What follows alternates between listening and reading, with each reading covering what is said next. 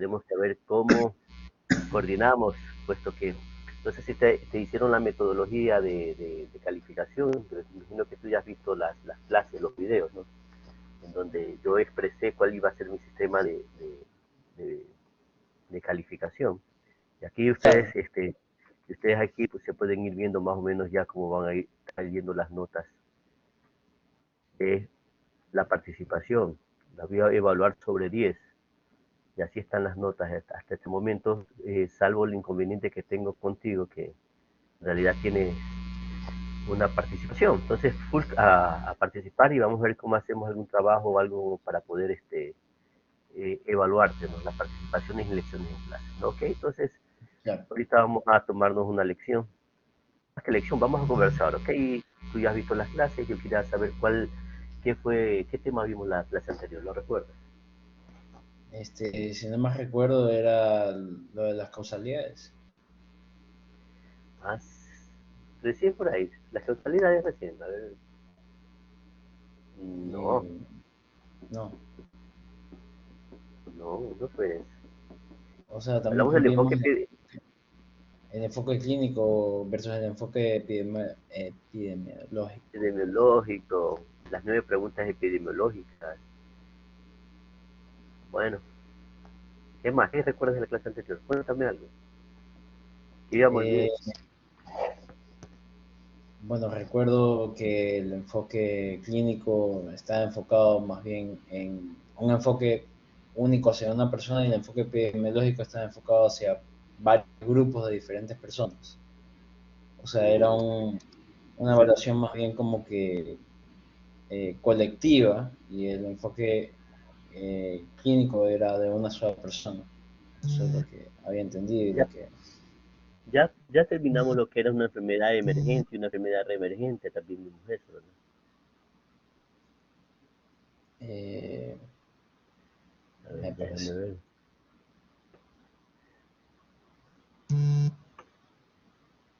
¿Qué suena por ahí? No, no, no. A ver, vimos...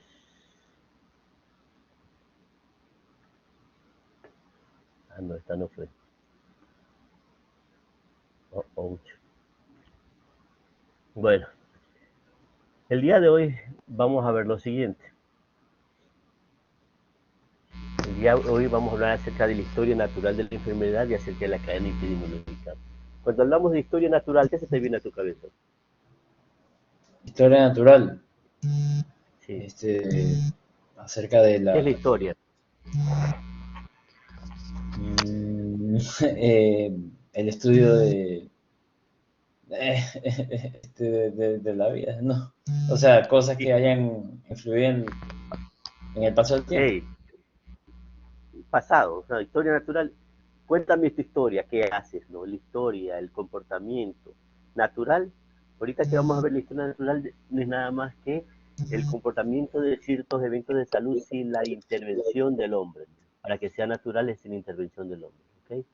Entonces, este va a ser el propósito de la presente semana. Hablamos hablar de historia natural y cadena epidemiológica. Como te decía, la historia natural se refiere a lo siguiente. Por favor, ayúdame con la lectura. Claro, historia natural de la enfermedad. Se refiere a la evolución de una enfermedad en un individuo a través del tiempo, desde su inicio hasta su resolución, en ausencia de intervención. Es decir, como naturalmente se comporta una morbilidad sin que hubiere la intervención del hombre. ¿Ok? Aquí tenemos nosotros un gráfico donde vemos que existe aquí una, eh, un equilibrio, un balance entre la gente, huésped y medio ambiente. Esto es lo que concesionaba la Londe, ¿verdad? ¿Recuerdas? Lo decía la Londe, de la triada. Sí, sí, sí. Corrígeme, no, corrígeme. Lalonde Ah, hablaba de la tríada, donde había la gente, huésped y medio ambiente, que era el modelo canadiense. eh, ¿Estás viendo? ¿Te ¿mm? acuerdas? La verdad que no recuerdo muy bien, pero sí me acuerdo de la tirada que hablamos en la última clase. Bueno, te cuento que la tríada se le debe Liclar. Lalonde era el campo de la salud, donde había 4 pilares fundamentales. Tienes que leer clase a clase, hijo, vienes atrasado. Sí, Sí. ok. Ponte. Bueno, continuamos. Continuamos. Como te decía, aquí existe un equilibrio entre la gente, el huésped y el medio ambiente y es un periodo donde le denomina un periodo prepatogénico.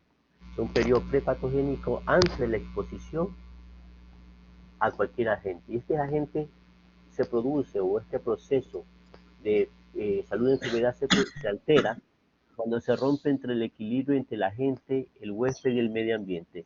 ¿Qué me podrías decir tú de la ruptura del equilibrio? ¿En qué manera puede alterar el cambio en el agente, el cambio en el ambiente o el cambio en el huésped para que se realice el proceso de salud y enfermedad? ¿Me ayudas? ¿Qué se te ocurre? Este, Conversemos. yo creería que en este caso se tiene que dar un equilibrio entre todos, ¿no? Porque pues, digamos que el ambiente no facilita en este caso al microorganismo, a la gente que vaya a causar una enfermedad y por eso tiene que haber una estabilidad completa entre las tres cosas para que se pueda dar el proceso como tal. ¿Me puedes dar como un ejemplo así de la ruptura de estos equilibrios? Mm, Tal vez, por ejemplo, creo que habló del Zika en la última clase, o No, más o exacto. menos. Cuando hablamos del concepto de eso de ahí. Desde el concepto hablamos de eso de ahí, y hablábamos que de repente la gente se iba al gimnasio y se hacía musculoso, no sé si ha visto ya esos videos.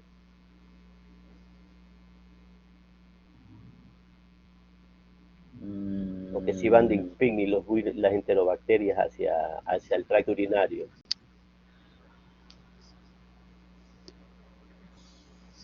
Entonces ponte pilas. no sabría dar un ejemplo. No sabría. Y por cierto, yo soy muy informal en dar la clase, espero que no se malinterprete. Es No, muy no, no, por importante. supuesto. Sí, ya me doy cuenta. Ok, Ávila.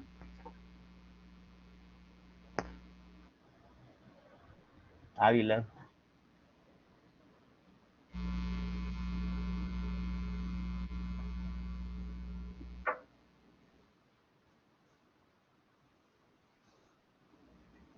Señorita Ávila, por favor.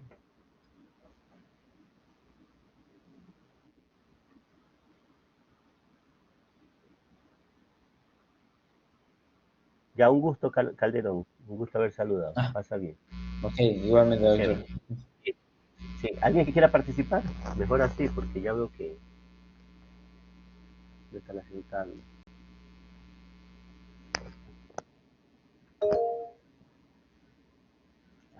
A ver, por favor, señorita Roja, encienda la cámara.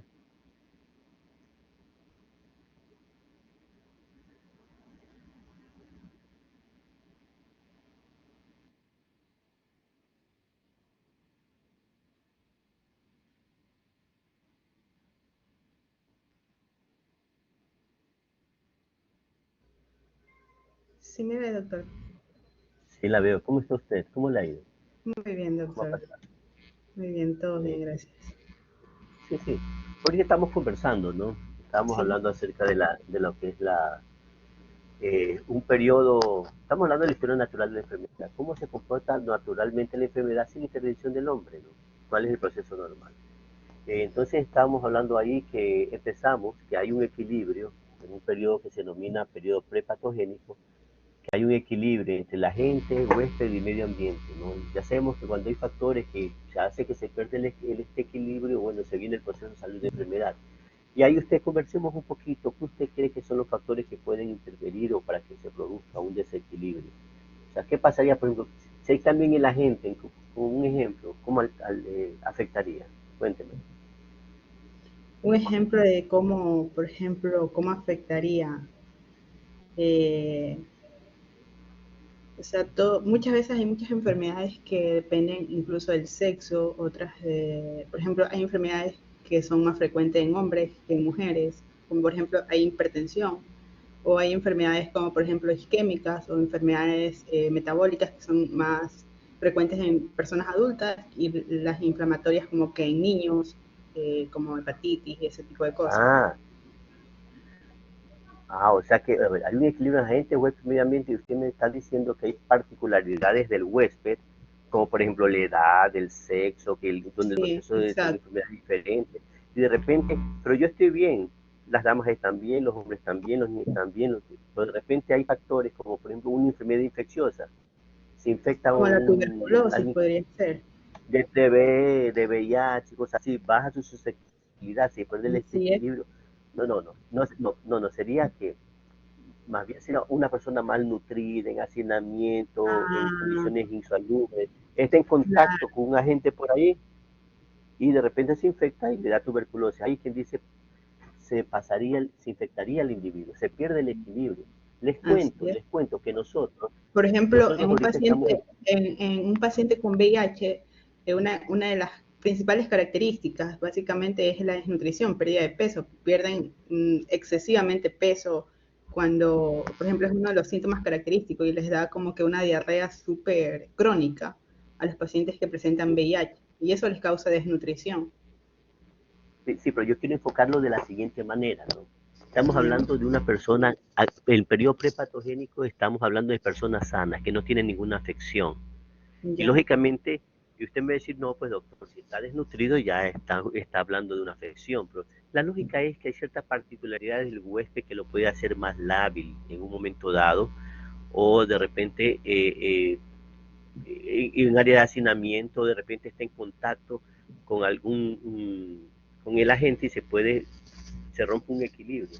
Les cuento que nosotros, que somos estudiantes, en un momento estudiante, yo en un momento estudiante de medicina, y de repente hay médicos que se han infectado con tuberculosis. Por ejemplo, ustedes cuando vayan a hacer guardias a una unidad hospitalaria, no solo usar la mascarilla quirúrgica, esa no nos protege, hay que usar mascarillas especiales, las N95, que por ejemplo eso sí nos protege para la tuberculosis.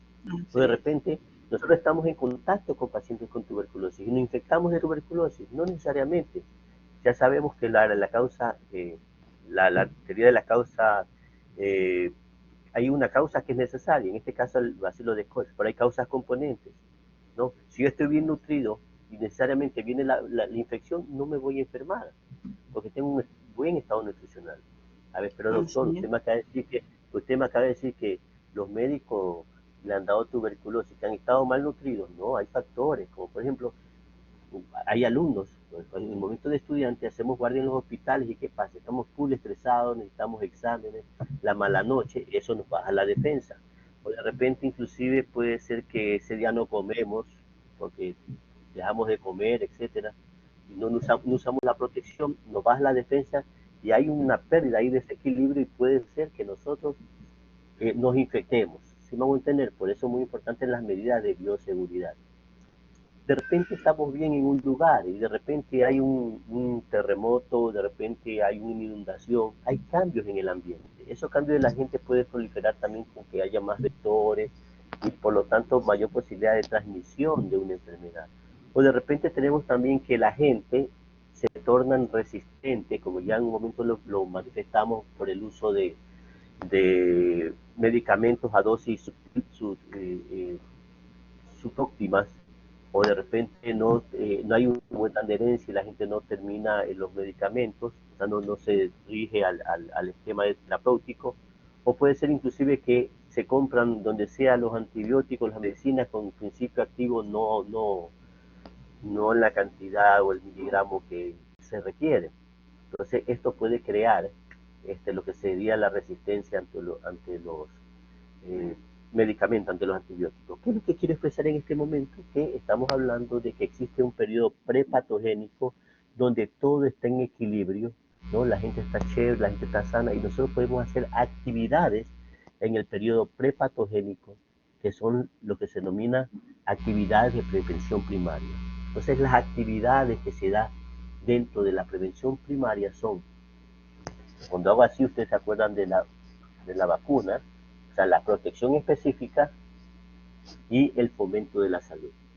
¿Qué actividades, qué tipo de prevención se realiza en el periodo prepatogénico? Pues la prevención primaria. ¿Qué actividades se realizan en el periodo prepatogénico? Bueno, fomento de la salud y protección específica. La protección específica ya sabemos que son las inmunizaciones, y el fomento de la salud, como por ejemplo, se le dice, estamos un grupo, a ustedes estudiantes les digo, coman con poca sal, no usen energizantes, actividad física para que no evitar el sedentarismo. Ya les dije, comer con poca sal, comer sano. ¿Y yo qué estoy haciendo? Estoy fomentando una prevención primaria para evitar que haya diabetes o hipertensión en ustedes, en un grupo de estudiantes. Repito, si yo un grupo de sanos, de personas sanas, digo, quiero hacer actividad, o sea, porque hacer prevención primaria para prevenir la hipertensión arterial, a comer sin sal, actividad física, hacer ejercicio, actividad física, nutrición adecuada, sus horas de comida, evitar el estrés, evitar sedentarismo. Estoy haciendo prevención primaria. ¿De acuerdo? Ok. Entonces regresemos a la lógica que les quería mencionar, con que en la historia natural se basa en que había este equilibrio en el periodo prepatogénico, se rompe este equilibrio y el individuo viene y se infecta, es decir, un agente le ingresa dentro del organismo. El momento que el agente llega, se introduce en el organismo, hay una serie de interacciones dentro del cuerpo, la presencia de una serie de cambios tisulares, la presencia de respuestas de los macrófagos, de la respuesta de nuestro sistema inmunológico, de nuestros glóbulos blancos. O sea, hay una serie de acciones que nos defendemos, y a veces no, la defensa no es suficiente y empieza una etapa que vendría aquí, empiezan los signos y síntomas, ¿sí? El periodo que pasa desde que yo me infecté hasta que inicia los signos y síntomas se denomina el periodo de incubación. Desde que me infecto hasta que empiezan los síntomas. Eso se llama periodo de incubación. Y como ustedes se dan cuenta, cuando empiezan los signos y síntomas, que esto al principio, los signos y síntomas son inespecíficos, luego vienen los síntomas, se hacen ya más específicos de la enfermedad, y lógicamente ahí viene la resolución final del cuadro. Aquí viene una pregunta, señorita. Cuando una persona se infecta o se enferma, ¿en qué termina? Le digo, o sea, yo cogí y me infecté, y ¿qué me puede pasar a mí después? Primero que me curo, ¿qué más me puede pasar? Como dijo, o sea, cuando uno se infecta, al menos si son enfermedades virales, primero está el periodo de incubación, o sea, el proceso hasta que uno siente los primeros síntomas, que dependiendo de cuál sea la enfermedad o eso, entonces de ahí ya viene como que la etapa en la que uno, bueno, en caso del COVID o otras enfermedades infecciosas, que puede contagiar a otras personas ya cuando ya empiezan la etapa de los síntomas. Sí, pero le cuento, la idea es como que el historia natural es el comportamiento de la enfermedad y la intervención del hombre. La idea es, si yo me enfermo en este momento, me infecto y presento sintomatología, al final, ¿qué me puede pasar? Una, que me cure. Otra, que... O sea, otra puede ser que, o sea, dependiendo del estado inmunológico, o sea, puede afectarse mucho más o hasta la muerte incluso, puede llegar hasta la muerte. A ver, entonces una persona, historia natural, se infectó, empieza signos y síntomas, una persona atrás puede curarse, una persona bilateral puede morir, una persona atrás puede, ¿qué más puede pasar? Además de, bueno, Crónica. Bueno, crónica también, sí. Sí, o sea, hay gente que se cura, se queda con secuelas de por vida, es decir, que da una enfermedad crónica, una persona puede morir. Pero, por ejemplo, digamos, si se le da un tratamiento a tiempo a raíz de que aparecen los síntomas, o sea, como que puede evitar que llegue a ser crónica. Sí, pero la idea es que estamos hablando de la historia natural es cuáles son los posibles desenlaces, digámoslo de esta manera. Es decir, los posibles desenlaces es como que te cures, te mueras o te deja una enfermedad, un estado de cronicidad, o inclusive te deja una inmunidad latente. ¿Sabes qué es una inmunidad latente? O sea, una inmunidad latente es como cuando la enfermedad la tiene, pero está ahí como que apagada, como que no está presentando síntomas, sino que está ahí, se mantiene. una muestra, un buen ejemplo para eso es el herpes zóster, ¿no? Que se aloja en los ganglios posteriores de la médula espinal, que cuando se bajan las defensas, coge la metámera, coge la raíz nerviosa y, y se reactiva cada vez que se bajan las defensas. Característico de este herpes zóster, como coge la raíz nerviosa, respeta la metámera, nunca pasa la línea media, siempre se queda a un lado. Pensemos que en la médula espinal llegan los estímulos, es decir, la parte posterior de la médula es sensitiva y la parte anterior, las astas anteriores que son motoras. En este caso, como le decía, efectivamente esa fue la posibilidad que puede una persona quedarse con una inmunidad latente. ¿De acuerdo? Sí, Ok. doctor. Ya, chévere. ¿Alguien más que desee participar? Un gustazo haber conversado con usted. Igualmente, doctor. Okay. A ver, bien, Carbo. Señorita Carbo, por favor.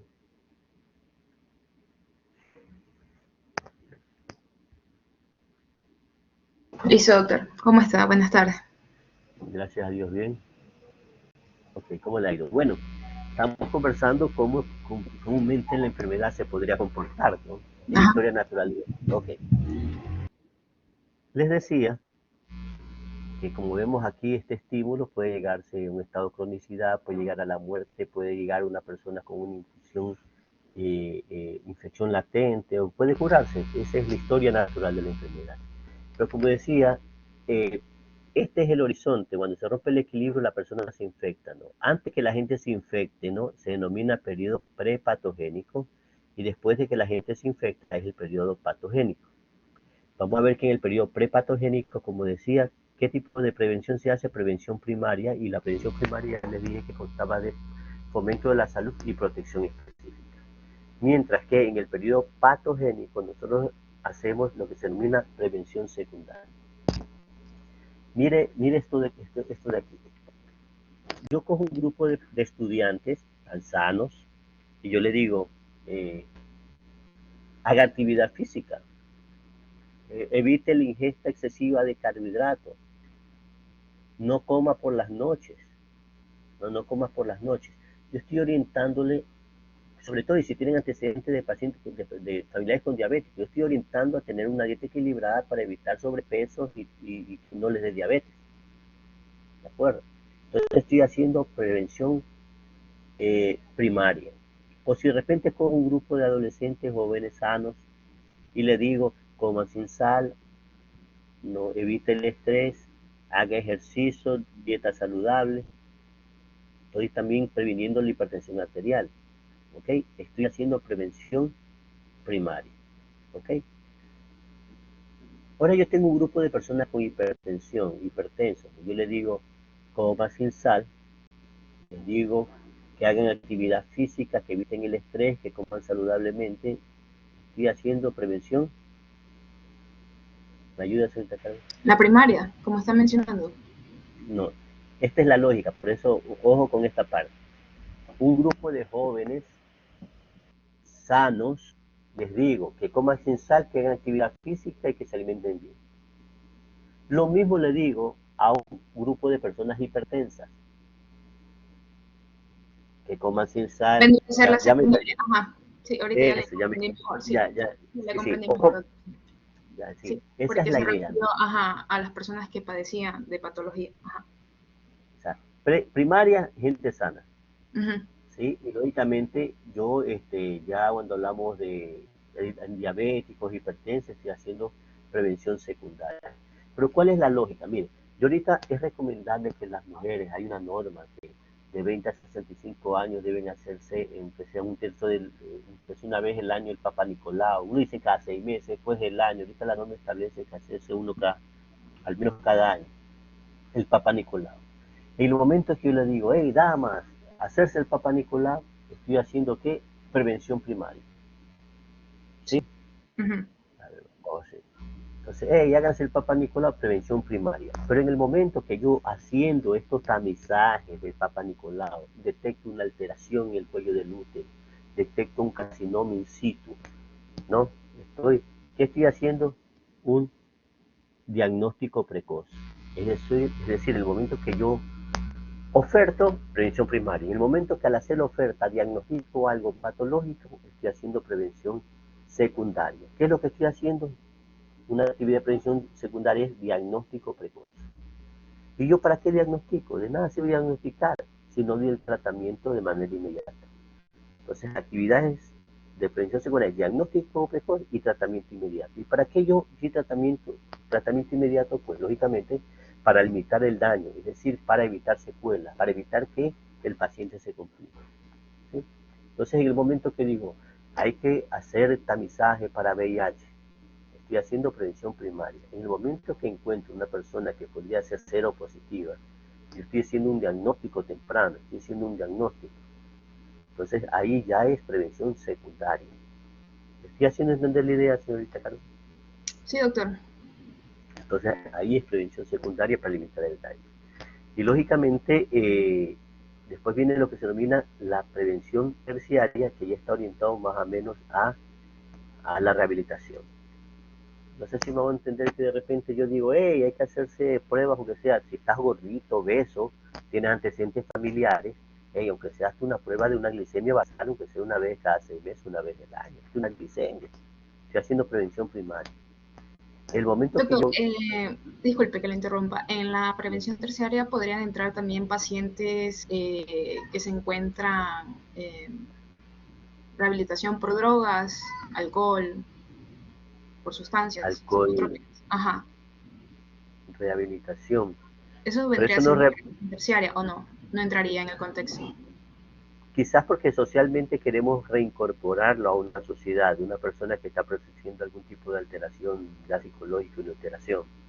Quizás por eso se podría hacer un proceso de rehabilitación que está orientado, la rehabilitación no está orientado solo a la enfermedad o una morbilidad, sino está orientado a la reinserción social de un individuo. Por eso ahí se encajaría alguien que estuviera con drogas o con alcohol. ¿Sí?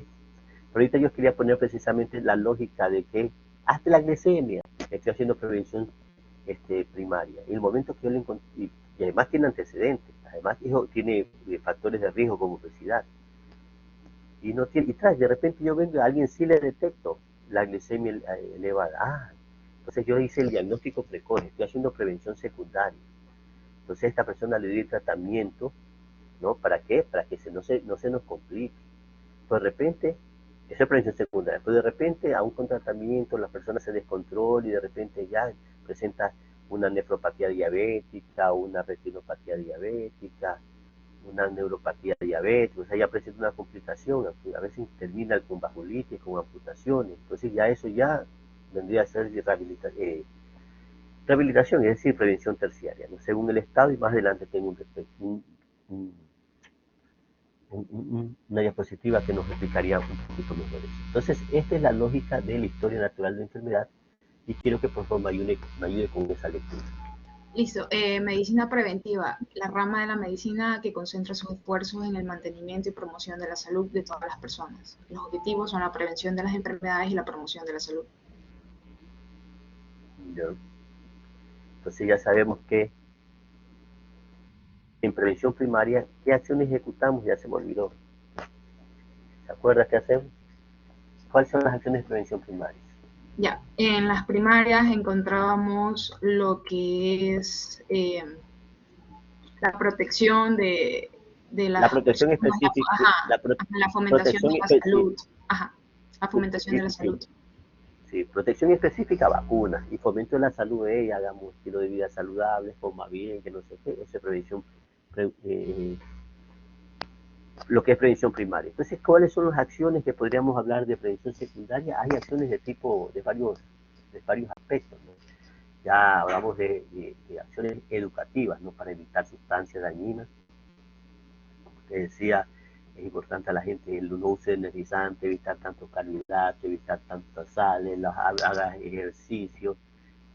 Inclusive, mire, un tipo de prevención primaria también inclusive circunstancias dañinas. Ahorita la ciudad, sinceramente, está muy peligrosa, hay que evitar lugares donde existen factores de riesgo. Ahorita ir a lugares, a discotecas, lugares nocturnos, ahorita está muy peligroso, ¿no? Lógicamente también hay medidas orientadas al uso de mascarillas, entonces estamos hablando de medidas de protección. Entonces hay acciones, esas son las acciones que se utilizan dentro del primer nivel. pues no solo hay acciones educativas, sino también acciones ambientales. Yo en un momento les decía la importancia, yo les hice el ejemplo de esos camiones que se caían, ¿no? ¿Se acuerdan que querían poner un hospital? ¿Se acuerdan del ejemplo? No, Que doctor, no había, recuerdo que lo que, haya planteado. no, que había un, ¿cómo se llama? Que la gente ahí se caía la cornisa, se caían los carros y había muchos accidentes de tránsito. Entonces el alcalde de un pueblito quería poner un hospitales. Ahí en el pueblo no hace un hospital. Y la comunidad quería crear un hospital de traumatología, porque de ahí siempre se caían al barranco los vehículos y había bastantes politraumatizados. Entonces la población decía, hey, pongamos un hospital de traumatología, ¿no? Para que es lo que más común se presenta acá. Pero el alcalde tenía un sobrino que era cardiólogo y decía, no, hay que hacer un hospital de cardiología. ¿No se acuerda que le conté esa historia? No, no lo planteó, doctor. Bueno, sí, sí, pero sí se acuerdan el resto. Pero bueno, sí, sí les conté, pero le cuento, ya que usted no recuerda esa historia.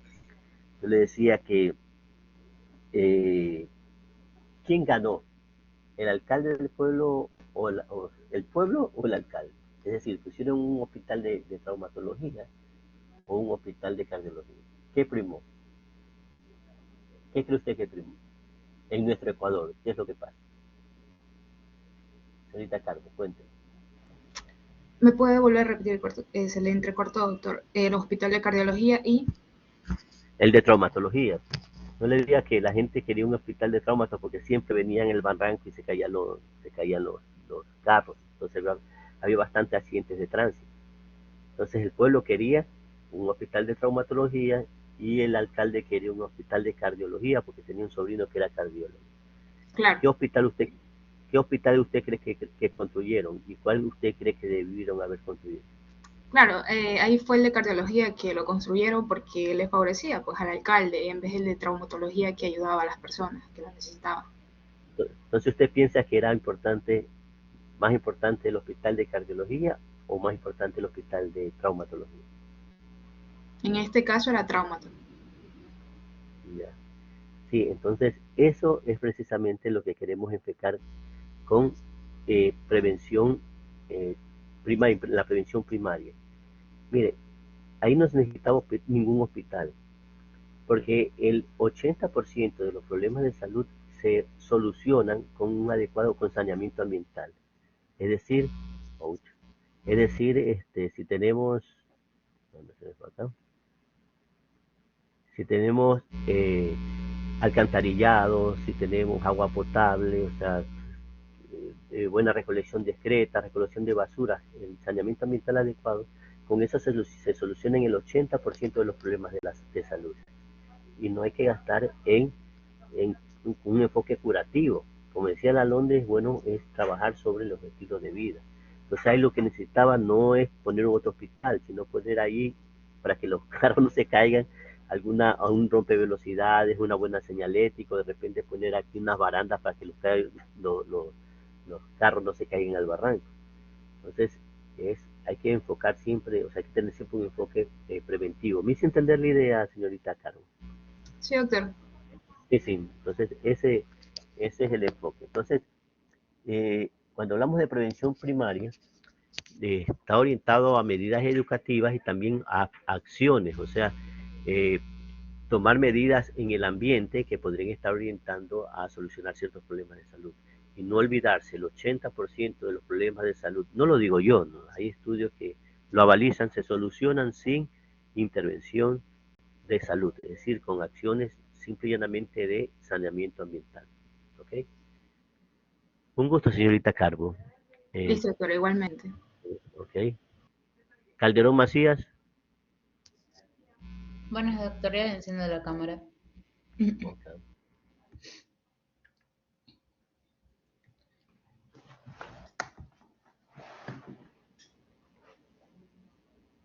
Gusto saludarla, ¿cómo le va? ¿Todo Bien, bien? ¿usted cómo le va? Bien, todo bien. No sé qué pasa yo. Tengo las baterías bajas, pero bueno, vamos adelante. No es que full trabajo, pues está media fea. Tenemos, bueno, estamos entonces ya la prevención primaria, ya sabemos que se hace en el periodo prepatogénico y ya sabemos que en el periodo patogénico se hace prevención secundaria y prevención terciaria. Cuando Ujú. hablamos de prevención secundaria, ¿de qué nos acordamos? A ver, prevención secundaria. ¿Cuáles son las acciones de prevención secundaria? Eh, bueno, ahí ahora hablaríamos de un periodo patogénico y sí, a ver, lo que ustedes decían antes, cuando se rompe el equilibrio del individuo, va a infectarse y va a tener, y bueno, va a tener el inicio de los síntomas en periodo de incubación. Cuando aparecen los síntomas, podría contagiar a otras personas. Entonces yo diría que un efecto, bueno, una prevención secundaria sería en ese caso como el uso de mascarillas para evitar la propagación de esa enfermedad. Ya. A mí también se me confunde eso. A ver, vamos a reflexionar. A ver. Yo me voy a acordar de las acciones de prevención secundaria porque el doctor explicó que daba la charla sanos, o decía, hágase el papá Nicolau, o hágase un autoexamen de mama, están haciendo de prevención primaria. En el momento que hágase el papá Nicolau, ahí detectan un carcinoma in situ, o háganse el autoexamen de mama y detectan algún tipo de nódulo o nódulo tumoración. En el momento que detecta, está haciendo un diagnóstico rápido, un diagnóstico precoz. Ah, esa es una acción de prevención secundaria, diagnóstico precoz. ¿De acuerdo? Entonces, cuando le pregunte, ¿se acuerda? Diagnóstico precoz. Y acuérdese, ¿de qué sirve hacer un diagnóstico? Si el diagnóstico sirve, es para tomar una acción, o sea, un tratamiento inmediato. Si no voy a poder dar un tratamiento, no voy a poner mal hago en hacer diagnóstico, si no voy a solucionar el problema. ¿Y para qué di el tratamiento inmediato? Para limitar el daño, Evitar, para evitar claro, secuelas. para A evitar ver, las le cuento. complicaciones y posteriormente la muerte, podría ser, o para evitar complicaciones, las enfermedades crónicas, usted decía, que queden secuelas.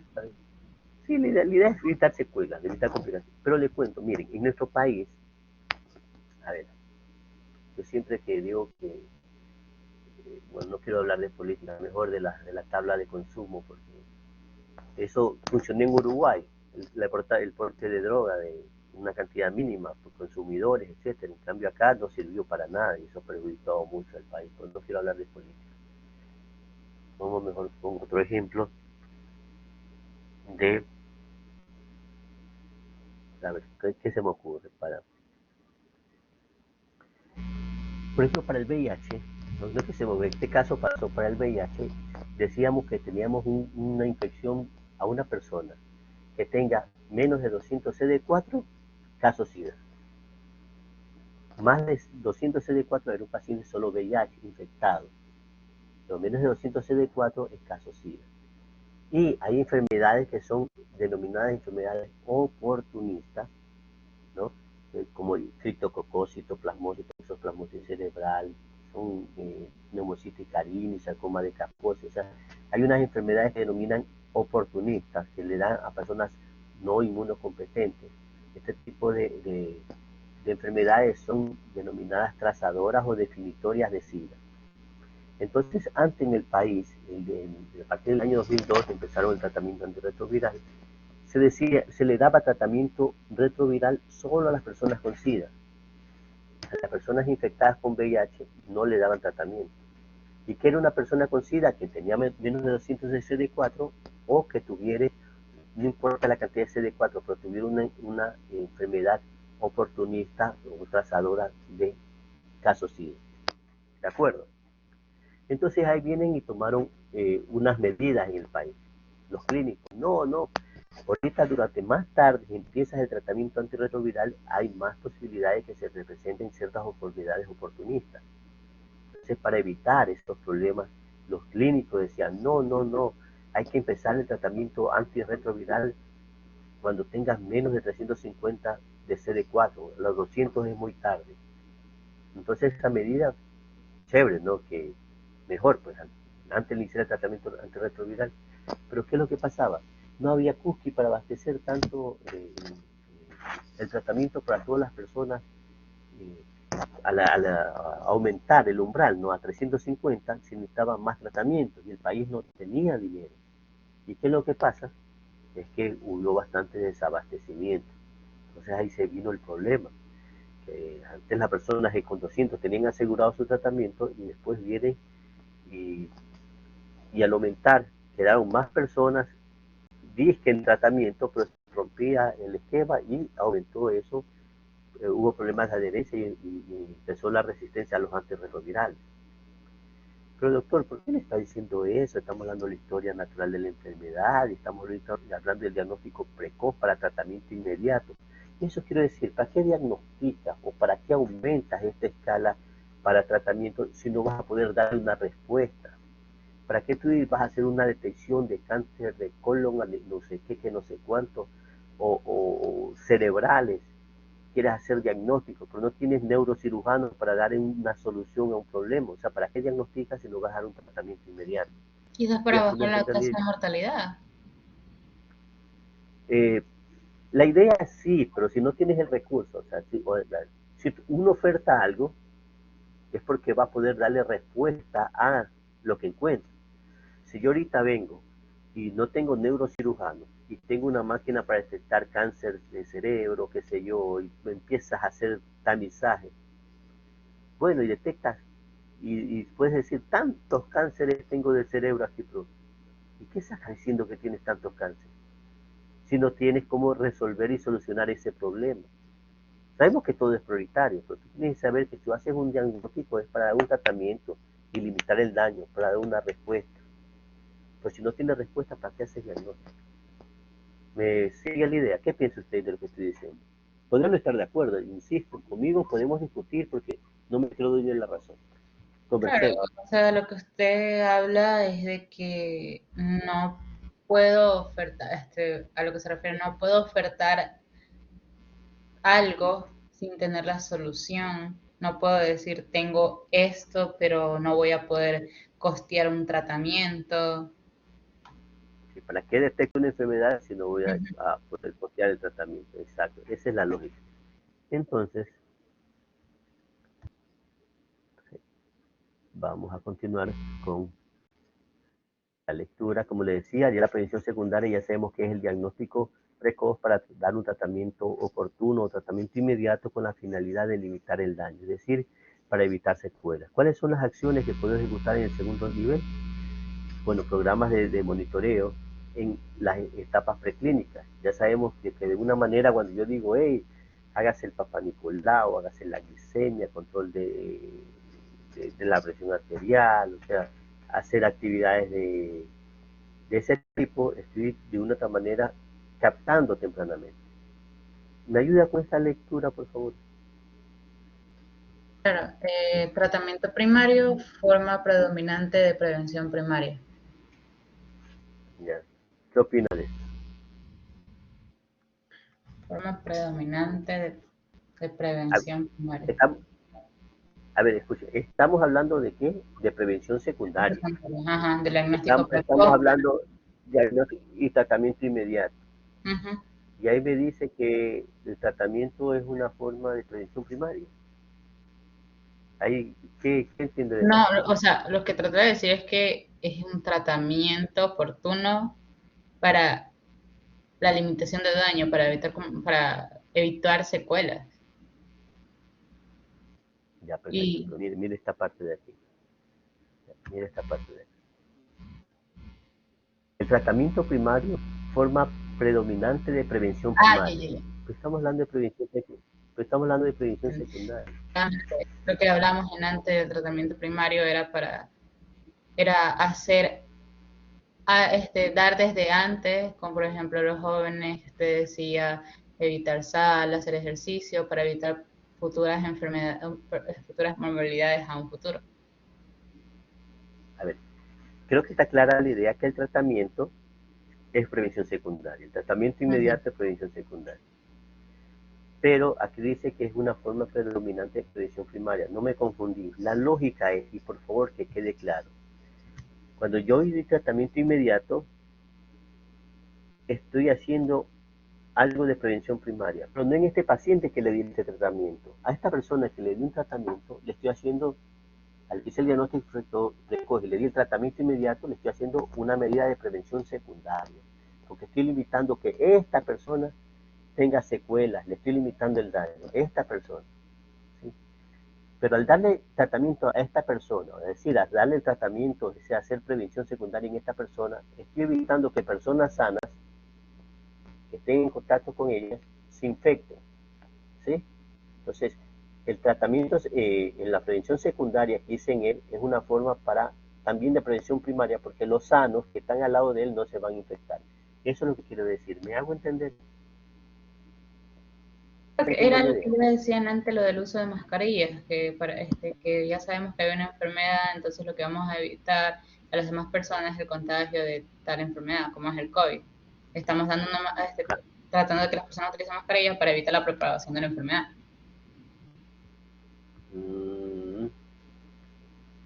Sí, es una medida preventiva, una medida de prevención primaria, sí, una medida de prevención primaria para evitar que la otra persona se enferme. Pero como estamos hablando de tratamiento terapéutico, bueno, esa es la lógica, ¿no? Que yo le di tratamiento para la tuberculosis a esta persona, le diagnostiqué tuberculosis, le hice diagnóstico precoz, le di tratamiento y al darle tratamiento a esta persona, hacer la prevención secundaria de esta persona, yo hago prevención primaria para las personas que no estaban infectadas de tuberculosis, para personas que no tenían tuberculosis. Y eso es prevención primaria para estas personas. Pero a él le hice prevención secundaria. ¿De acuerdo? Sí. Por favor, si alguien tiene una duda, porque aquí hay temas para el examen, una puntera lección. Si alguien tiene una duda, por favor me lo dice de lo que vamos hasta aquí. Bueno, como no hay dudas, gracias señorita Calderón, un gusto haberla saludado. Igualmente, doctor. González.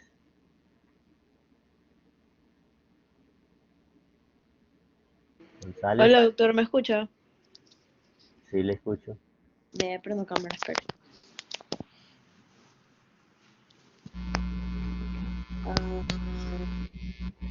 ¿Me ve? Sí, ¿qué tal? Gusto saludarlo. Sí, la veo. ¿Cómo le va? Sí. Bueno, como le decíamos, ya sabemos cuáles son las acciones de prevención secundaria, ¿no? Que están orientadas a Las acciones diagnóstico precoz. Ya. Sí, diagnóstico precoz para dar un tratamiento inmediato, ¿para qué? Para limitar el daño, para evitar secuelas. ¿Sí? Y ahora tenemos, y me ayuda con la lectura, ¿está gripadita? Un poquito. Bueno, ya, dale. Me alegra entonces. Me alegra que estemos por chat nomás entonces. A ver, me ayuda con la prevención terciaria, me ayuda, por favor. A ver, prevención con la lectura. Comprende rehabilitación física, social y laboral, buscando evitar la permanencia de secuelas, invalidez y muertes prematuras. Okay, esa es la idea de prevención, ya es como quien dice la reinserción social. Entonces, bueno, nosotros hablamos de medidas preventivas a las personas que tienen riesgo. Yo hago prevención primaria. Pues, ¿qué riesgo? Por ejemplo, la persona que es obesa, a medida de edad, de repente tiene antecedentes familiares, yo le digo, hey, hazte la glicemia, o de repente haz ejercicio, haz come sano. Estamos hablando de prevención primaria. Pero ya cuando esta persona tiene, tiene una enfermedad, es decir, yo le digo, hey, hazte la glicemia, pero ni siquiera sabía que tenía diabetes. Hey, hazte la glicemia. Entonces yo vengo y le hago un diagnóstico precoz a esa persona. En el momento que lo diagnostico, ya estoy haciendo, quien dice, diagnóstico precoz. Y lógicamente que si hago un diagnóstico precoz, o sea, un diagnóstico es para tratamiento. Entonces a él le digo, ahí le di el tratamiento, tiene que hacer esto, le di los hipoglicemiantes. Y luego, lógicamente, ya la prevención terciaria está orientada a monitorear ese tipo de pacientes, ¿no? Para evitar, ¿no? Que este paciente que por su condición de diabético tenga problemas de visión, tenga problemas renal, una complicación con una neuropatía diabética, una cardiopatía por diabetes, exacto. Todo ese tipo de cosas tengo que hacer y eso lo denomina prevención terciaria. Ok. Pero este es otro modelo de lo que es la historia natural de la enfermedad. Y como ya sabemos, existe una persona susceptible que se expone a un factor de riesgo, ¿no? Y ahí viene hay una serie de cambios tisulares y es lo que se denomina la etapa subclínica, ¿no? Luego viene y empiezan los signos y síntomas, que es la etapa de la clínica, netamente a la enfermedad. La enfermedad al principio tiene unos síntomas que son prodrómicos o inespecíficos, y después vienen los síntomas ya más específicos, y después termina con lo que le decía hace un ratito, la recuperación, que es una incapacidad. A una persona se enfermó ya dengue tipo 1, quedó con una inmunidad de por vida, ¿no? O puede quedarse con estado de portador, puede quedarse como llegar a la muerte. Esa es la historia natural. Lo que pasa sin la intervención del hombre. Ya sabemos que comúnmente nosotros hacemos el diagnóstico por acá, ¿no? El diagnóstico de una enfermedad, pero mire que desde acá se infectó. Entonces, ojo con esta parte, que también hay temas sobre, siempre pregunto esto en los exámenes, relacionados con ciertos conceptos. Yo lo he dicho, el periodo de incubación, ¿usted recuerda qué es el periodo de incubación? El periodo de incubación de una, por ejemplo, ¿qué era? Sí. ¿Me está preguntando qué era? Sí, ¿qué es el periodo de incubación? El periodo que o sea, el organismo va a estar en el cuerpo, pero es asintomático. O sea, que va a estar madurando y por así decirlo, creciendo dentro del cuerpo hasta recién causar síntomas. Ya. Entonces, el periodo de incubación es el periodo que transcurre. Mire, aquí empieza el paciente a ser asintomático, ¿no? Entonces, el periodo de incubación es el periodo que transcurre desde la infección Ajá, hasta que presenta los síntomas. Ese es síntomas. el periodo de incubación. ¿De Sí. acuerdo? O mucho ojo con eso. Pero le cuento que comúnmente yo antes de empezar la sintomatología, yo puedo ya ser infectante. No sé si recuerda cuando le explicaba lo del dengue. 2 días Sí. antes yo iba a poder infectar otro mosquito. Decía, yo estoy ya en periodo de epidemia. Igualmente pasa con el SARS-CoV-2, con este virus, Ajá. que 24, 48 horas antes y 5 días después es el periodo donde yo soy transmisor. Pues, sí, empieza el periodo de infectividad o de transmisibilidad, ¿de acuerdo? O el periodo infeccioso. Y eso tiene un nombre. Miren, el periodo que pasa desde que yo me infecto, ¿sí?, hasta que empiece el periodo infeccioso, o periodo de transmisibilidad, o periodo de infectividad. Mire que está antes de acá, ¿no? Antes del periodo antes de los signos y síntomas. Ya. Repito, el periodo que pasa desde que me infecto hasta que empiezo a ser infectante, o hasta que empiece el periodo de infectividad, o periodo infeccioso, o periodo de transmisibilidad, tiene un nombre. Eso se llama periodo de latencia. Periodo de latencia. ¿Me ayuda, por favor? El En la periodo de lectura. latencia es el periodo que transcurre desde la infección hasta que la persona se vuelve infecciosa. Ya, y en las crónicas, Siempre va a estar en periodo infeccioso. O sea, pero leamos qué dice aquí, en las crónicas. en las enfermedades crónicas es el periodo que transcurre entre el periodo de la enfermedad subclínica hasta la presentación de síntomas. Sí. Mire, porque en las enfermedades crónicas alguien puede decir, sí sabe que yo me hice hipertenso. Yo me hice hipertenso hace 2 años cuando un alumno viene y me hizo un coraje, no sé qué. Ese día me hice hipertenso. Nadie puede decir qué día sí es hipertenso. O yo me hice diabético, ¿sabe qué? La Navidad del 2020, que me comí un chancho ahí con todo bastante cuenta. Ese día me hice diabético, qué sé yo. Nadie puede, no digo, otra persona se hizo diabético. Yo no quiero enfermarme. Gracias a Dios no se puede decir nada de esas cosas. Nadie puede decir, yo estaba bien, pero yo me hice hipertenso ese día que cayó de visitar a mi suegra ese carnaval. Nadie puede decir en qué momento se hizo hipertenso, diabetes. En las enfermedades crónicas no se puede definir ese día. ¿De acuerdo? Ujú. Entonces, esa es la lógica.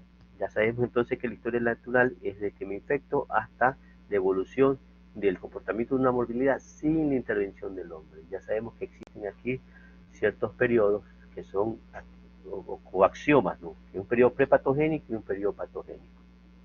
¿Sí? Ok. Dicho esto, ¿alguna pregunta? ¿Alguien No, tiene alguna pregunta? No, no. ¿Nadie más? Ok. Vamos, Eric. Vamos, Alejandro, vamos. Sí, me queda una duda. Creo que hay como que un área gris entre prevención secundaria y terciaria porque dice limitación de daños. Y también como que la limitación de daños lo hacemos en la prevención terciaria. O no, no sé si no me quedó bien claro esa parte. Calderón. Ya te responde, ya te responde. Y es que sí podía repetir lo de que era el periodo de infección, que usted decía que iba desde 2 días antes de hacer los síntomas a... Ya, exacto. Ya, ok, perfecto. Ok, mire. La lógica que tenemos que tener es que nosotros con fines de nuestra clase hemos hecho prevención primaria, secundaria y terciaria. Hay otros que hablan de prevención primero, segundo, tercer, cuarto, hasta quinto nivel de prevención. ¿De acuerdo? Entonces yo quiero que acá, nosotros que estamos alineándonos a la lógica de los 3 niveles de prevención, quiero que tengamos la idea de que yo, en este momento en prevención primaria, hago actividades como fomento de la salud con personas sanas. ¿Ok? De repente yo puedo estar haciendo unas actividades de prevención en personas sanas, entre comillas, y de repente digo, hey, hágase el Papa Nicolau. Y le hice el Papa Nicolau, hice una actividad, y no tienes nada, chévere, hice una actividad de prevención primaria. Pero de repente yo a una persona sana, no tiene ningún síntoma, y se hace el Papa Nicolau y le encuentro una alteración citológica, ¿no? Entonces estoy haciendo un diagnóstico precoz. A esa persona yo le estoy haciendo prevención secundaria, porque es un diagnóstico precoz. Y si yo diagnostico algún tipo de alteración, lógicamente yo doy un tratamiento para limitar el daño. Entonces, cuando yo doy un tratamiento para limitar el daño, hay tratamientos que pueden ser terapéuticos a través de óvulos, ¿verdad? Entonces estoy limitando un daño. Eso después hago una colposcopía y haciendo una limitación del daño. Pero cuando hay un carcinoma in situ, ya implica hacer una actividad de prevención terciaria, porque ya tengo que hacer una conización, sacar el cuello del útero y luego hacerle a esta persona, usted sabe lo que es el seguimiento que tiene que hacer esta persona, que además de que podemos hacer el exéresis de un condiloma acuminado, el exéresis del cuello uterino, esta persona tiene que seguir en secuencia y en seguimiento para evitar que haya algún tipo de complicación. Pongo otro ejemplo, nuevamente en cáncer de mama, una persona que se le coge, tiene un nódulo, autoexamen de mama, chévere, y de repente tiene un nódulo, tú vienes y le hacemos una biopsia y detectamos que tiene un carcinoma in situ y todo ese tipo de cosas. Y de repente necesita ya un proceso de intervención, ¿no? En el momento que yo vengo, hay tratamientos que puede ser, en el caso de una biopsia, y implica una alteración, una intervención quirúrgica y un seguimiento, ya que vendría a ser la prevención terciaria, para poder ir siguiendo si no existen nuevos nódulos, si no le crecen nuevas tumoraciones. Ese es otro ejemplo. O en el caso de la persona diabética, que yo tiene el antecedente de obesidad, de antecedentes familiares, le digo, oye, hazte la prueba, cuídate, haz ejercicio, actividad, prevención primaria. En el momento que yo vengo y este mismo individuo, yo vengo y le diagnostico ya una glicemia elevada, yo lógicamente le digo lo mismo, que haga ejercicio, bla, bla, bla, bla, y le doy hipoglicemiantes. En el momento que doy hipoglicemiantes es para limitar el daño, es decir, le di un tratamiento inmediato para limitación del daño. Entonces, ¿este tratamiento qué implica? Ya te fuiste a tu casa, ¿no? Este tratamiento implica hacer un seguimiento, y ese seguimiento es la prevención terciaria, es decir, evitar que venga la retinopatía, y sea retinopatía para que se reincorpore a la sociedad, si está obeso, para hacer tratamiento de bajo de peso, o de repente evitar la nefropatía diabética. O sea, ya los seguimientos posteriores es una especie de, ya es rehabilitación terciaria. Espero haber satisfecho la pregunta y si no me lo dices. No, sí, ya me queda un poco más claro. Gracias. Ya, un poquito. Ok. Ahora, nosotros tenemos que tener la idea de que tenemos que tener claro estos conceptos. A ver, mejor lo pongo desde acá. Hay un equilibrio y la gente está en un periodo prepatogénico, no tiene nada, y de repente viene por alteraciones en el ambiente, o alteraciones en el hueso, o alteraciones de la gente, se pierde el equilibrio, esta persona se infecta. Desde esta persona se infecta, hay una serie de cuadros que se presentan, unos cambios trisulares en el organismo. Entonces, el periodo que pasa, hasta que vienen cambios en el organismo, hasta que empiezan los signos y síntomas, que al principio son inespecíficos y después los síntomas se hacen inespecíficos. ¿Ok? El periodo que pasa desde que yo me infecto, aquí es el infecto, porque aquí estaba el equilibrio, el periodo prepatogénico, aquí se rompe el equilibrio y hay cambios tisulares, o sea, el mismo gráfico de allá, pero en otra forma de presentar. Aquí el individuo se pone en contacto con el agente, hay cambios tisulares y empiezan los signos y síntomas.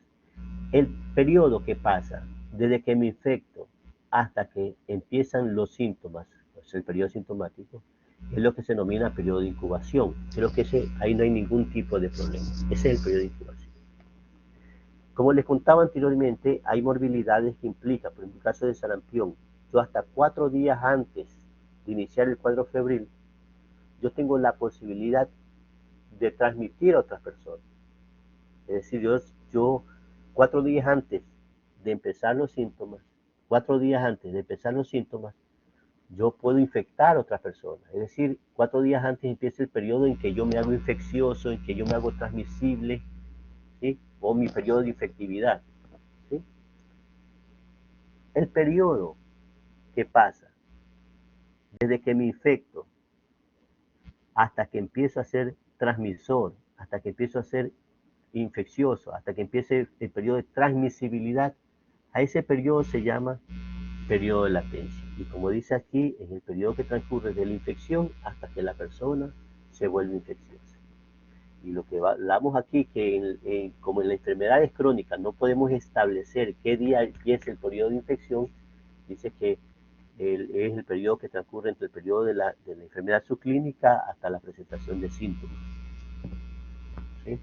Hasta que ya se descubre que esa persona es diabética, hipertensa y presenta los síntomas de esa enfermedad. ¿Están satisfechas las interrogantes? ¿Alguna otra duda?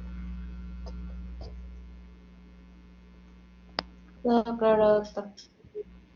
Sí. Por favor, somos un equipo, no teman en preguntarme, tranquilos. Eso es broma, de esto lo mando a investigar, es broma. Y en lo personal, podrían haber respuestas que no las tenga. A mí no me avergüenza decir no sé algo. Lo vergonzoso es no saber algo y no irse a preparar para resolver las inquietudes.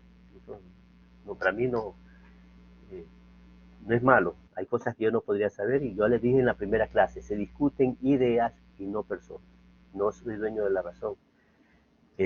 No me creo dueño de la razón, siempre me gusta ser reflexivo en las cosas. Ok, eh, la primera parte del objetivo de la semana alcanzado, ¿no? Ahora vamos a hablar acerca de lo que se denomina cadena epidemiológica. Y para el efecto necesito el apoyo de Malacatus, por favor. Buenas tardes, doctor. Ya estoy en la cámara. Ok. Yo tenía una inquietud con usted. ¿Qué era con usted?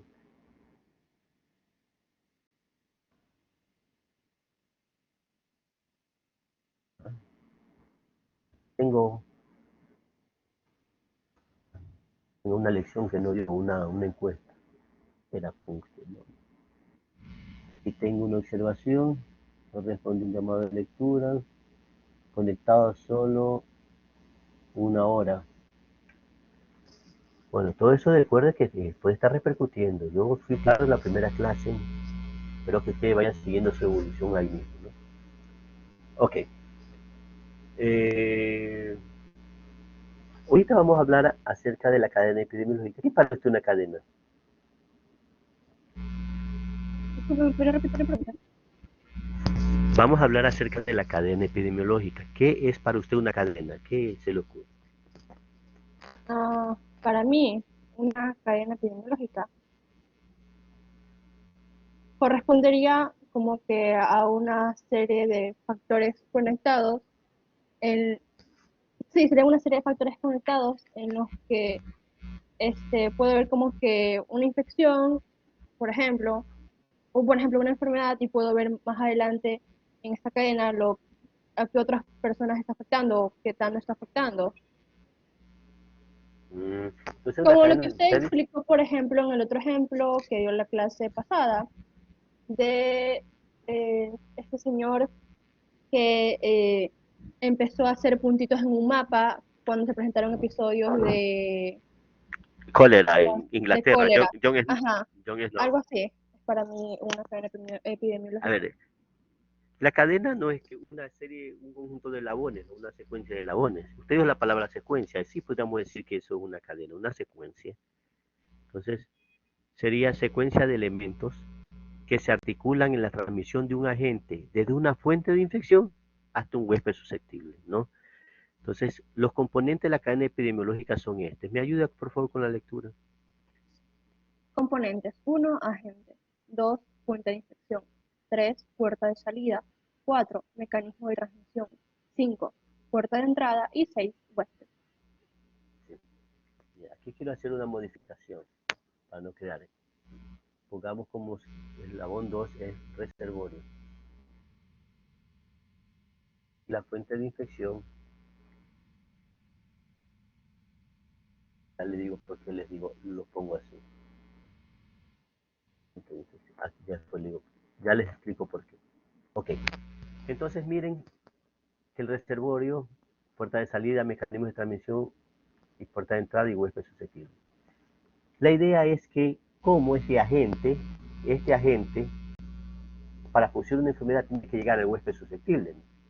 Y este huésped susceptible se infecta en una fuente de infección. Ya le explicar mejor. Entonces, toda esta secuencia para el agente llegar al huésped susceptible es lo que se denomina cadena epidemiológica. El poder describir toda esta secuencia lo denominamos cadena epidemiológica. ¿Ya? Y esto, este así medio temático, ya no sé si lo han notado. Bueno, miren, la importancia de la cadena epidemiológica es, si yo identifico los eslabones, es cortar la transmisión. Entonces, identificar cuál es el eslabón más débil de la cadena para yo intervenir sobre él y cortar la transmisión. ¿Me ayuda, por favor, esto de aquí? Identificación de la importancia de la cadena epidemiológica. Importante. Identificando los posibles eslabones en cada enfermedad, se puede interrumpir la cadena de transmisión y prevenir el desarrollo y propagación de estas enfermedades. ¿Sí?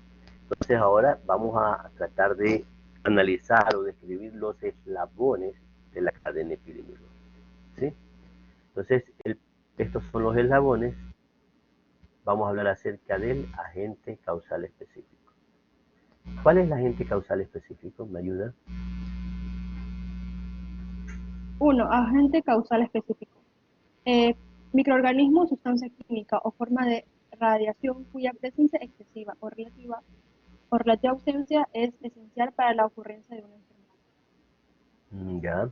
Y nosotros vamos a ver que estos agentes causales pueden ser agentes biológicos como agentes no biológicos. Cuando hablamos de agentes biológicos, ¿qué se le ocurre? Infecciosos, Cuando hablamos de agentes biológicos, ¿qué se le ocurre? infecciosos. Bacterias, sigue, Bacterias, hongos. virus, parásitos, ¿sí? Priones, ¿sí? Bacterias, parásitos, hongos, virus, estos agentes causantes de enfermedad es lo que se denominan agentes patógenos o agentes infecciosos. Entonces, ojo, ojo con esto, ¿no? Mucha atención. Son los agentes biológicos los que se conocen como agentes patógenos o agentes infecciosos. ¿De acuerdo? Ahora, cuando hablamos de agentes no biológicos, facilito. Estamos hablando de factores físicos y químicos, como los pesticidas, aditivos, fármacos industriales, que son los químicos, y calor, luz, radiación, ruido, son físicos. ¿Qué quiero resaltar en esto? Agente es todo microorganismo. No, pero no solo microorganismo. Puede saber también sustancia química o radiación. Ya. Miren que los agentes pueden ser biológicos y no biológicos. No solo estamos hablando de microorganismos. Es más, estamos hablando también que su excesiva o relativa ausencia, la carencia, la falta de algún tipo de sustancia química, puede ser el agente causal de un evento, una eventualidad en mi salud, ¿sí? Para la ocurrencia de una enfermedad, como dice ahí. La falta de alguna sustancia química también podría ser una alteración. Pero insisto, esto es como que estamos analizando qué es un agente causal. Ya sabemos, agente causal puede ser biológico o no es biológico. Pero nosotros cuando estamos hablando de cadena epidemiológica, comúnmente hacemos la cadena epidemiológica de los agentes biológicos, o sea, de los agentes patógenos, es decir, de los agentes infecciosos. ¿De acuerdo? Porque los agentes biológicos son seres vivos que quieren perpetuarse como especie y tienen sus particularidades. ¿Me ayuda, por favor?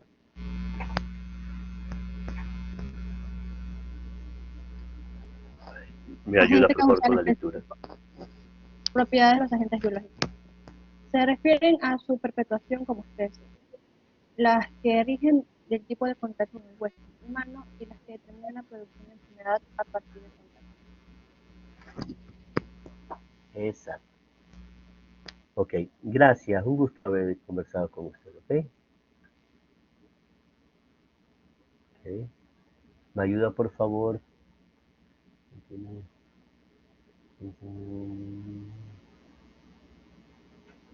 Chávez.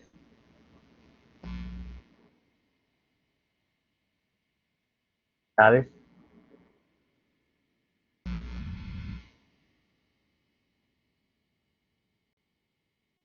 Sergé.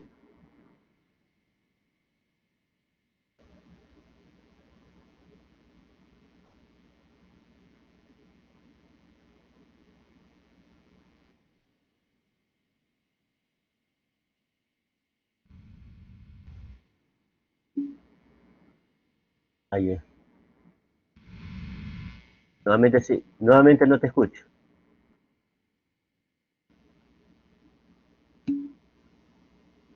Nada. Bueno, ahí veo después tu participación. Soluciona ese problema, Sergé. Monal. Hola, doctor, ¿me escucha? Sí le escucho, señorita Monal. Ya ¿Cómo le prendo va? la cámara.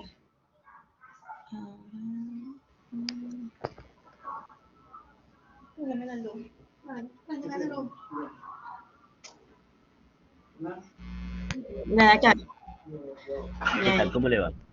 Bien, sí. Mire, como le decía, los agentes infecciosos pueden ser biológicos y no biológicos, y los biológicos son seres vivos, ¿no? Sí. Son seres vivos. O sea, tontos no son seres vivos. Buscan la forma de perpetuarse como especie. O sea, tienen ciertas características que hacen que buscan la forma de sobrevivir. Yo creo que cuando le hablaba no sé si le hablaba, le comentaba cuando hablamos de dengue, de que de repente están haciendo esos mosquitos sin capacidad de vuelo, que los mosquitos sean solo machos. ¿Te acuerdas que yo le comentaba? Y de repente los virus, que son seres vivos, hay quienes dicen que no son seres vivos. Bueno, para mí sí son seres vivos por su capacidad que tienen. Eh, los virus se van a poner tristes porque no va a tener el vector. No, ellos van a buscar la forma de perpetuarse como especie, ¿de acuerdo? Porque ellos tienen que buscar la forma de sobrevivir. Yo les comentaba en la primera clase que estos agentes patógenos no son malos, son seres vivos que buscan la forma de perpetuarse como especie. A la final es por nuestro comportamiento hacen que ellos adquieren algún tipo de resistencia y de repente pueden ser causantes de enfermedades. La resistencia no depende de ellos, sino de las acciones del hombre. Pero ahorita vamos a hablar acerca de continuar hablando del agente causal. Ya sabemos que el agente causal tiene que estamos hablando de los agentes de patógenos, estamos hablando de los agentes de infecciones y tienen características. Y si yo le pregunto cuáles son las características o las propiedades de los agentes biológicos, usted me va a decir características intrínsecas. Cómo se comporta, una característica es cómo que se comporta en el medio y otra característica es cómo se comporta en el huésped.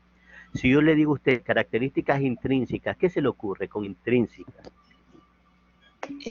La capacidad de transmisibilidad, la virulencia, patogenicidad. A ver, intrínseca. Yo mido 1,70, soy patuchito, soy bajito, 1,70, Ya, sus soy delgado. características morfológicas. Exacto, entonces, si estamos hablando que forma, tamaño, composición química, que tiene flagelo, que se mueve, no se mueve, que se enquista, esas son las características intrínsecas, características propias. Ya sabemos que esas características propias es las que le permiten sobrevivir. O sea, para presentarse como especie se hacen quistes. por ejemplo, ciertos parásitos para resistir el ácido del ácido clorhídrico, ¿no? Para pasar por el estómago. Son características o propiedades estructurales que le permiten sobrevivir o perpetuarse como especie. Bueno, vamos aquí, estamos por aquí. Ok. Hasta en forma, tamaño, composición química, ya le dije si tiene flagelo o no. Ahora, comportamiento en el medio. Cuando hablamos nosotros del comportamiento en el medio, hablamos de la vulnerabilidad en el ambiente, vulnerabilidad a las sustancias químicas y también a agentes físicos y terapéuticos. Entonces, nosotros hablamos de características ambientales. A ver, hagamos una idea. Hay en un escritorio sangre y yo no me doy cuenta, ¿no? De repente, no, mejor no otro. Cuando se trata de enfermar, prefiero enfermar a otro que yo. A ver, viene alguien y pone la mano sobre el escritorio y no se dio cuenta que sobre el escritorio había sangre. Y esa sangre era de una persona con VIH. ¿Esa persona se infecta de VIH o no? No, porque, o sea, es que si la persona tiene alguna, por ejemplo, alguna cortada por ahí, quizás, pero Tenía una cortada, tenía una solución de discontinuidad de la mano y puso la mano ahí. entonces ahí yo creo que sí. Ya, mire, le cuento, los virus son de hábitat obligatorio dentro de la célula. Los virus fuera de la célula comúnmente no resisten. En este caso, esta sangre, el virus del medio ambiente, en pocos segundos pierde su virulencia y el virus deja de ser infectante. Entonces hay una labilidad viral ahí. Entonces esa persona no, por más que tenga solución de discontinuidad, no se va a infectar. Salvo que el tipo esté sangrando y la sangre le caiga directo, bueno, es la posibilidad. Y aún así, hay algo que se llama carga viral, una serie de factores que también pueden repercutir para la transmisión. Pero bueno, la idea es que lo que quiero enfatizar es que el virus del VIH resiste. O sea, no resiste sobre el medio ambiente, o sea, vulnerabilidad al medio ambiente. Entonces, como propiedad no resiste. A ver, los virus son intracelulares. De repente, hepatitis. Esa persona viene, tiene una solución de continuidad, pone la mano ahí, se puede infectar de hepatitis. ¿Qué dice usted, señorita? Pero, ¿qué tipo de hepatitis? La A, cualquiera. Cualquiera de los virus de la hepatitis. Bueno, hablemos de la B ya. La D. B, sí. Yo creo que sí, porque, o sea, es que creo que hay unos virus que se caracterizan por su envoltura, que unos que sí resisten. Mire, la lógica es que los que están encapsulados tienen una cápsula, entonces son más fuertes. No, no, es al revés. Los encapsulados son los más sensibles que los no encapsulados. Los desnudos son más resistentes. Sí, por eso, imagínense. Entonces la idea es que el virus de la hepatitis B, los virus son de obligación intracelular, el hepatitis puede durar una semana ahí. Entonces es una propiedad que tiene en relación al ambiente. Hay ciertos virus que son más sensibles, otros son más resistentes al medio ambiente. Sí, el caso del VIH, rapidito se pierde, muere, mientras que el virus de la hepatitis B podría resistir una semana. O sea, estamos viendo cómo es el comportamiento o las propiedades que tienen, que hacemos, propiedades intrínsecas del comportamiento en el ambiente. Hay unos que tienen comportamiento de gran resistencia. De repente viene el bacilo de Koch. El bacilo de Koch viene una persona que tiene tuberculosis. ¿A dónde la mandan? La mandan al patio, el cuartito oscuro, allá al rincón, porque puede infectar a las demás personas. No, ya sabemos que en ambientes cerrados se prolifera más el bacilo de Koch. A esa persona hay que sacarla al portal o al patio, que reciba sol, que reciba mucha, en el medio ambiente. El bacilo de Koch es muy sensible a la radiación solar, es muy sensible al medio ambiente, ¿sí? Pero en una habitación cerrada, en el polvo, puede durar hasta un mes. Entonces imagínense usted, una persona TB la mandan al rincón, esa persona se complica, la mandan al hospital. Y en el hospital, chuzo, se está recuperando, ya no tose tanto, qué chévere, recibe el tratamiento, ¿no? Entonces, ¿qué pasa? 15 días hospitalizado ese paciente. Después de 15 días de hospitalización, hay que limpiarle la habitación para que tenga y sacar, desarmemos todo y vamos a limpiar. Si esa habitación tiene poca aireación, poca ventilación, el bacilo de Koch puede durar hasta ahí por un mes. Las personas que limpian pueden infectarse. Es más, si el paciente regresa a ese ambiente, se puede reinfectar, si en caso de que no limpie. Entonces, no sé si me estoy haciendo entender la lógica que estamos hablando de los agentes infecciosos. Los agentes infecciosos tienen sus características intrínsecas que lo hacen más fuerte o menos sensible a ciertas características. Lo hace, bueno, no, en realidad son mecanismos que tienen para perpetuarse como especie. Comportamiento en el medio ambiente, cuando hablamos del comportamiento frente al medio ambiente, ya les dije ahorita que hagamos la diferenciación. Comportamiento en el ambiente, ya vemos que ciertos virus son diferentes sensibles, otros más resistentes, hay bacterias que son más resistentes, etcétera. Y hay otras, o sea, la vulnerabilidad que tienen en el ambiente. Todos los agentes tienen sus particularidades de resistencia o vulnerabilidad al medio ambiente. También existe aquí en comportamiento frente al medio es la vulnerabilidad a las sustancias químicas. Miren, a nivel hospitalario se diferencia lo que se denominan áreas críticas, semicríticas y no críticas. Y los antisépticos que se utilizan para áreas no críticas, no es lo mismo estos antisépticos para estas áreas que los antisépticos que se usan para áreas críticas, puesto que cierta fauna que es común en quirófano, hay cierta causa que es común en unidad de cuidados intensivos, hay cierta fauna que es en hospitalización. Cada ambiente tiene ciertas características, particularidades que le han hecho la diferenciación entre áreas críticas, semicríticas y no críticas. Entonces hay unos que se desinfecta con hipoclorito de sodio porque la fauna mata eso, pero para por ejemplo, el área de UCI, ahí debe usarse el amonio cuaternario, o ahí de quinta generación, no solo cuaternario, hay amonio de quinta generación. ¿Por qué? Porque de acuerdo a la fauna, o de acuerdo a los microorganismos, hay unos que son más sensibles, más resistentes a determinado o a diferentes tipos de sustancias. ¿De acuerdo? Y para terminar la idea de los comportamientos frente al medio ambiente, tenemos que ver también los agentes físicos y terapéuticos. Los agentes físicos, por ejemplo, cuando esterilizamos con una incubadora, la esterilizadora, que les ponemos al calor, o de repente también el ozono es un medio físico, el ozono para esterilizar ciertos quirófanos que se utilizan. Y tenemos los agentes terapéuticos. Ya sabemos que el uso indiscriminado de los antibióticos ha llevado a la resistencia antimicrobiana. Ya tenemos, por ejemplo, aquí el caso de que antes la sensibilidad al gonococo, a las sulfonamidas, desde 1930 ya tiene un tipo de resistencia. Ahorita el bacilo de Koch ya no solo multirogo resistencia, sino X resistente, ya resistente a todo. ¿Por qué? Por el abuso. ¿Sí? Y ¿me ayuda con esta lectura, por favor? Ya, mutación, propiedad que tienen algunos agentes vivos para alterar o cambiar algunas de sus características bajo circunstancias especiales y en sucesiva generación manteniendo siempre la especificidad.